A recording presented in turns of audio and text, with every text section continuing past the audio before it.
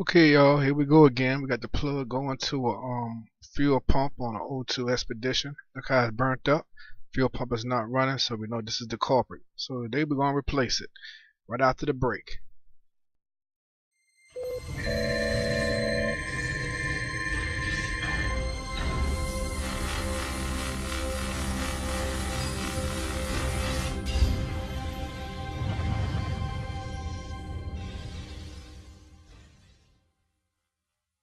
Okay, we got a 4 wires cut.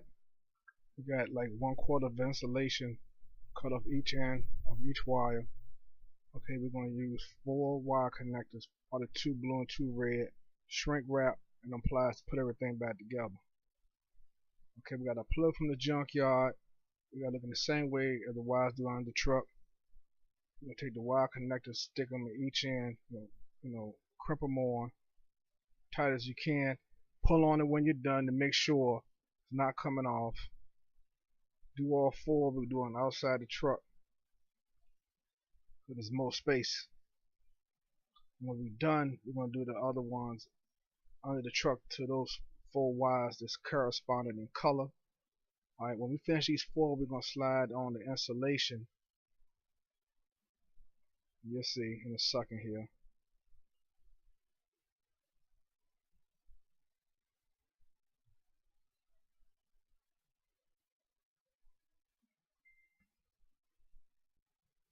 This is the last one.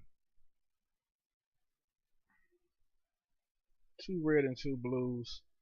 Slide on the shrink wire, the shrink loom. That looks professional.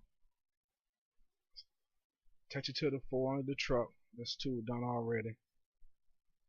Once you finish attaching them, you take that shrink and you just slide over top of everything.